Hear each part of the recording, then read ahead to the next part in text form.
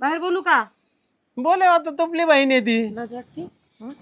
लाज वाटते? आज नाही आली, 2 तास नाही झाले येऊन तिला. 2 तास नाही झाले येऊन.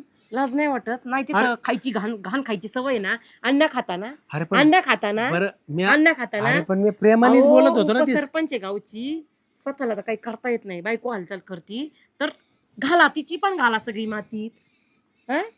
वय बघा, तुमचं नशीब मी भेटले, माझं नशीब फुटकं तुम्ही मला भेटले. हा ही हाय का जागा, हाय काय? याला एक केस रूट राहिले का?